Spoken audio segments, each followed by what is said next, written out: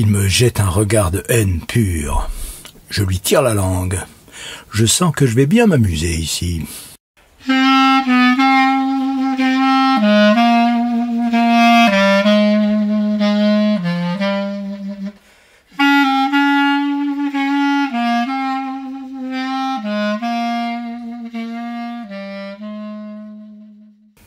La revue Rue Saint-Ambroise et l'association Rue du Conservatoire vous proposent 24 heures dans la vie d'un vieil homme de Marie Chotek. Lecture et musique, Charlie Nelson.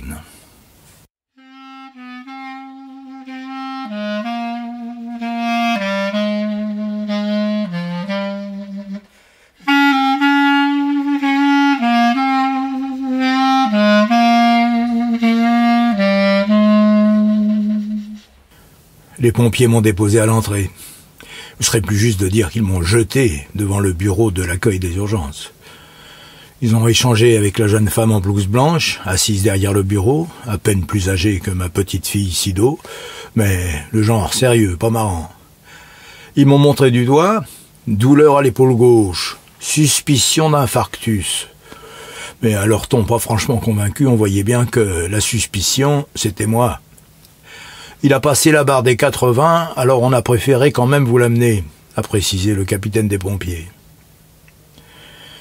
La jeune femme me fait signe d'avancer. J'ai le souffle court. La douleur dans mon bras gauche va et vient. J'ai peur, soudain. J'ai beau avoir passé la barre des 80, comme dirait l'autre, j'ai pas du tout envie de mourir. Plus je vieillis, moins j'ai envie de mourir. Je sais, c'est indécent. Un vieux qui veut pas mourir. Je le lis dans les yeux de Marine, ma fille, quand mon fils Bruno le dit haut et fort. Putain, les vieux, il y a un moment, faudrait les abattre. Je lui décline mon identité, Ferdinand d'Artagnan, né le 1er avril 1940, et je ne suis pourtant pas né poisson. Je dis ça à chaque fois, mais la fille ne sourit même pas. Les gens sont de moins en moins rigolos, si vous voulez mon avis. Quelle époque. Le bras me tire, je parviens à lui sortir ma carte vitale, que Marine me force à porter quasiment jour et nuit sur moi, depuis qu'elle est partie refaire sa vie au Canada, avec un divorcé chauffagiste rencontré à un bal du 14 juillet. Mon fils Bruno, lui, ne décroche plus quand je l'appelle. Trop de connards qui essayent de vous vendre des couvertures de survie pour l'Afrique. Dixit. Première heure. Vous serez mieux allongé quand même. La jeune femme m'installe sur un brancard, dans le couloir. J'ai le temps de voir que la salle d'attente est pleine à craquer. Je suis le plus vieux. J'ai droit à un traitement préférentiel. Un brancard dans le couloir. Ouh là là, je suis gâté. C'est ça où vous rentrez chez vous. C'est une autre blouse blanche, barbue, qui a dit ça. Mais cela ne s'adresse pas à moi, mais à un jeune homme qui fait du tapage à l'accueil. Ça fait 3h30 qu'il attend. Il crie. Personnellement, je ne sais pas ce qu'en penserait le capitaine des pompiers, mais je trouve qu'il a l'air en parfaite santé. La blouse blanche barbue parvient à calmer le type qui retourne dans la salle d'attente en se cognant sur mon brancard dans le couloir. Il me jette un regard de haine pure. Je lui tire la langue. Je sens que je vais bien m'amuser ici. Il est 18h. Je me dis qu'on va bientôt nous servir à manger. Je crois me souvenir qu'on mange tôt dans les hôpitaux. Quand j'allais voir Jackie, on avait droit au plateau repas, à l'heure de l'apéro. Et elle me dit à chaque fois, punaise, mon dîner, même pas un petit à se jeter encore ce soir. Après, de toute façon, elle était plus en état, et c'était Bruno qui lui finissait son plateau. À l'époque, il était chômeur. Maman, il lui disait, tu perds pas grand-chose, va. Et elle lui souriait doucement, avec les yeux. La douleur est toujours là, dans mon épaule. J'espère qu'on va s'occuper de moi rapidement. Je veux pas mourir. Deuxième heure. L'infirmière qui passe dans le couloir éclate de rire quand je lui demande si le dîner va nous être enfin servi. Je vois pourtant pas ce qu'il y a de drôle. Quand elle repasse, je tire sur le bas de sa blouse, elle rit encore. Une rigolote. Elle m'explique qu'il n'y a pas de plateau repas aux urgences. Ce sera pour plus tard, si je reste parmi eux. Elle s'appelle Violette Volette. J'ai lu ça sur son badge. Enfin, il me semble. Quel drôle et joli nom. Elle est comme dans les feuilletons que Jackie adorait regarder. Jeune, jolie, fraîche. Elle vient m'apporter un verre d'eau et un biscuit. Je ne devrais pas, normalement, elle me chuchote, mais ça me fait de la peine de vous voir, là, sur ce brancard. Je lui dis de ne pas s'inquiéter. J'en ai vu bien d'autres dans la vie. À commencer par la guerre d'Algérie, que je lui raconterais bien, mais elle n'a pas le temps, ça se voit. Quand, moi, du temps, c'est la seule chose qui me reste. Je n'ai rien à cacher sur cette guerre, vu que je me planquais aux chiottes à l'heure de l'atelier électricité, comme on disait avec Dédé, ou des opérations spéciales. Et le pire, c'est qu'on ne m'a jamais trouvé. Violette me sourit. « Soyez patient, monsieur Devedjian. Certains sont là depuis la veille. »« Je m'appelle d'Artagnan, je grommelle. Ferdinand d'Artagnan, pas Devedjian. » Elle éclate à nouveau de son rire joyeux. « Quel drôle et joli nom !» elle s'exclame depuis le bout du couloir, alors qu'elle franchit la porte au carré vitré et flouté, menant au sein des saints. 3e heure. J'ai dû m'assoupir un peu. Quand je rouvre les yeux, la première chose que j'aperçois est un balai qui me regarde. Enfin, je veux dire que la personne qui tient le balai me regarde. Un noir, un jeune. Il me sourit. « Désolé, monsieur, je voulais pas vous réveiller. » Je suppose que c'est un sans-papier, comme ceux que Sido adore ramasser. Elle leur sert la soupe, leur apprend le français. Elle va finir par nous en ramener un dans la famille. Sido Traoré, merci bien. Je souris timidement au jeune homme. J'ai un peu peur. Je suis couché, seul, dans ce couloir. Il est là, avec son balai et son sourire de cannibale. « Papy, tu es raciste, me dit Sido. »« Mais non, je proteste. J'ai eu des noirs sur mes chantiers, et ça s'est toujours bien passé. Même si ces gens-là, tu m'excuseras, ils n'ont pas franchement le gène du travail. »« Ah, c'est bien ce que je dis, râle Sido. Tu es raciste. Tu fais des généralités. Et en plus, tu ne veux pas comprendre qu'on ne se tue pas à la tâche quand on est exploité. » Je n'exploitais ni rien ni personne. J'essayais juste de faire vivre ma petite entreprise en bâtiment. Les jeunes, ils se rendent pas compte. « Je suis français, me dit le type. Pas croire qu'il lit dans mes pensées. Je suis arrivé du Mali quand j'étais petit. Ah, je fais. Je m'appelle Boubacar et je suis diplômé en droit international. » Il s'éloigne avec son balai, je croirais presque avoir rêvé. Alors, diplômé de droit international, et puis quoi encore ? Je suis désolé d'être cannibale, il a dû dire. Et puis, arrivé au bout du couloir, avant de franchir la porte qui mène à la délivrance, il me salue de la main. « Au revoir, grand-père, bonne douleur. » Mais il a peut-être dit à tout à l'heure. Je suis plus vraiment en état de bien entendre. Je crois bien que mon cœur bat dans mes oreilles. 7e heure. Rien. J'ai dormi, un sommeil sans rêve. Mon bras me fait toujours mal. Ça me semble même gagner le thorax. Combien de temps encore à attendre ? 9e heure. J'ai réussi à attirer l'attention d'une blouse blanche. Il y a marqué « Julien Doré, interne » sur sa blouse. Je voudrais voir un médecin, je gémis.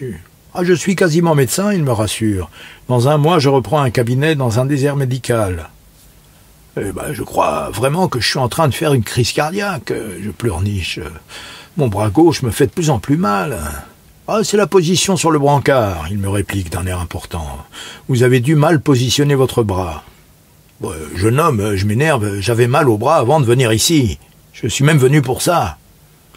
Julien, crie la jeune femme de l'accueil qui semble toujours aussi éveillée et aussi peu souriante. On te demande au déchocage, vite. Et le freluquet m'abandonne, là, les pans de sa blouse voltant dans les airs, alors qu'il se dépêche, comme dans ses feuilletons adorés de Jackie. Elle aurait juste tant aimé voir Georges Clooney se pencher sur le lit d'une femme comme elle, multirécidiviste du crâne. Julien Doré est parti en courant, et me revoilà seul, dans mon couloir, pas très loin du désespoir. 10e heure. J'ai pas vraiment pu dormir. Mon bras me pèse, cela tend à gagner le thorax de plus en plus. Disons que je me sens oppressé. C'est peut-être psychologique aussi, après tout. 10 heures sur un brancard, y a de quoi se sentir un peu angoissé, non? J'ai en plus une sacrée dalle. Ah, il est loin le biscuit. Et si en plus d'une crise cardiaque je mourrais de faim... 12e heure. La jeune femme du comptoir n'a toujours pas été relevée. On lui apporte son petit déjeuner. Bon appétit Amélie, merci. Elle mange, sans un sourire. La salle d'attente est étrangement calme, bien que toujours pleine. Certains patients semblent morts. Mais ils doivent dormir, je me rassure. Une grosse dame mange un croissant qui luit sous le néon. J'ai tellement faim que je pourrais manger toute la boulangerie de Félicien et fils. Feu mon frère cadet, qui lui, au contraire de moi, a pu refiler son affaire à son fils Marius. Bruno m'a juste dit « Tu te fous de ma gueule, j'espère ?» J'ai toujours pas bien compris quel était l'emploi de mon fils. Community manager, papa, c'est ça mon boulot. Quant à Marine, douée comme elle était de ses mains, j'ai même pas tenté. Papa, je suis coiffeuse, donc quelque part je me sers de mes mains. Mais je te rappelle que d'Artagnan et fille, tu étais contre. Marius se débrouille plutôt bien, mais il ferme le lundi et prend 5 semaines de vacances par an. C'est jeune, ils veulent plus travailler, je vous jure. Et c'est comme ça qu'on se retrouve 12 heures sur un brancard, parce qu'il n'y a plus personne pour faire le boulot. 16e heure. Une femme dans la salle d'attente vient de s'effondrer sur le sol. Le choc m'a sorti de ma léthargie. Je rêvais à l'Asie, où j'ai vécu avec mes parents, tout petit. Mon père était militaire. À l'époque, on appelait ça le Siam. Que c'était beau, comme nom. Et quel pays, vraiment. Bon, je vous épargnerai les clichés exotiques, mais ils étaient là. Quelle beauté. Je me baignais dans un fleuve avec Félicien, le même fleuve où s'est noyée notre petite sœur, Simone, que nous étions censés surveiller. Ce qui fait qu'après, on est rentré en France avec ma mère, qui ne nous a plus parlé que pour le nécessaire. On n'a plus jamais revu notre père, qui est resté en Asie. Sur mon brancard, je me mets à pleurer. L'Asie, Simone, la douleur dans mon bras, et Jackie. Moi, Jackie, avec qui j'aurais pas pu faire ce voyage au Vietnam, finalement. Elle est morte trop tôt. 56 ans. 19e heure. C'est un frôlement sur mon visage qui me tire de mon état comateux. La douleur au bras est toujours là, sourde, envahissante. J'ai de plus en plus de mal à respirer. C'est une plume que l'on passe sur mon visage. Une petite fille me passe une plume sur les joues, les yeux, et elle rit quand je la regarde. « Hortense, viens ici !» Sa mère l'appelle de la salle d'attente. Mais Hortense ne bouge pas, elle se dandine devant moi. « T'as quoi, toi ?» elle me demande. « J'ai le cœur brisé », je lui réponds. « Oh, elle me fait, pauvre vieux papy, je vais te mettre un pansement. » Elle se penche sur moi, je sens son odeur fraîche, de savon et de sucre.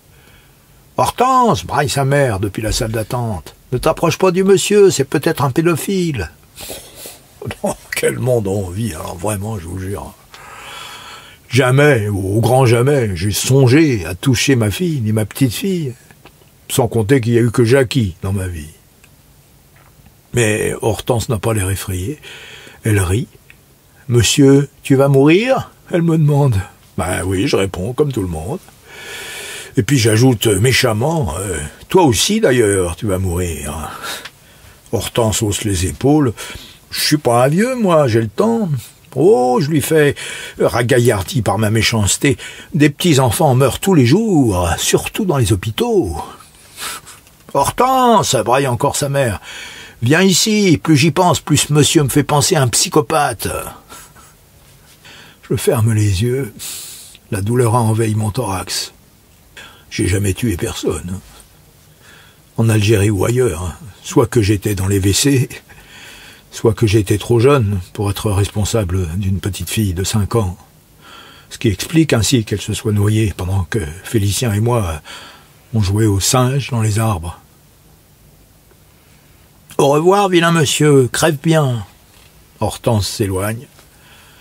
Je vois son petit corps se dandiner. sa jupette battant en cadence ses jambes aussi menues que celles de Simone lorsqu'on l'avait retirée des eaux. 22e heure. J'arrive plus à bouger du tout. Je suis comme une momie dans son sarcophage. Sauf que je suis sur un brancard depuis près d'1 jour.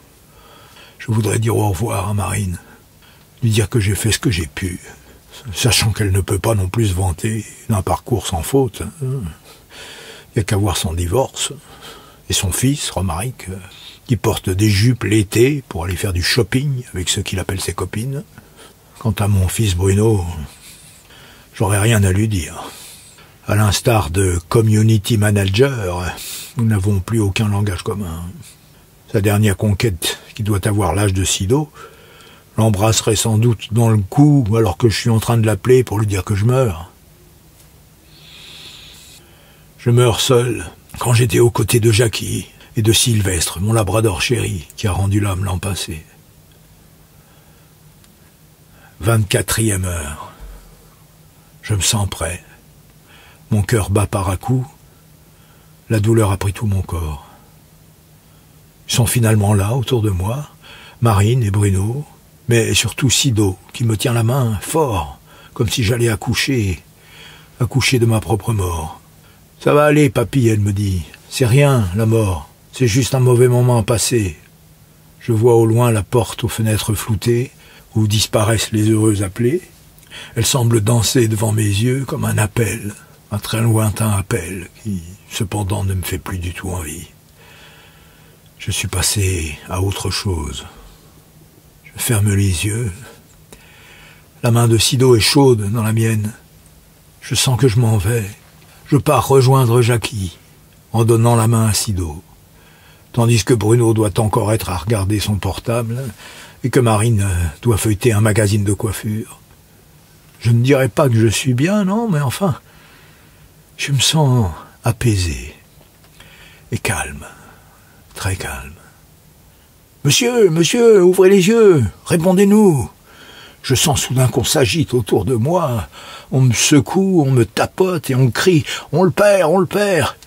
Je me croirais presque le héros d'un des feuilletons de Jackie. « Vite, vite, il est en train de partir !» Je sens un choc dans toute ma poitrine. Mon pauvre cœur est comme aspiré. Mon buste monte puis redescend. « Encore, essayez encore, Mélanie !» Serre-lui plus fort la main. À nouveau ce choc dans tout le thorax. Je retombe sur le brancard. Merde, on le perd. Mais foutez-lui la paix à mon cœur. Mon pauvre cœur. Et toi, Massido, tiens-moi la main, sans la serrer. Sois juste là, avec moi. Je suis en train de m'envoler dans le ciel. Un plafond gris aux dalles mal scellées. Léger comme les ballons d'air que je t'offrais, enfant. Adieu le ballon, comme tu disais. Adieu ma petite fille. Moi aussi, je ne reviendrai plus jamais en bas.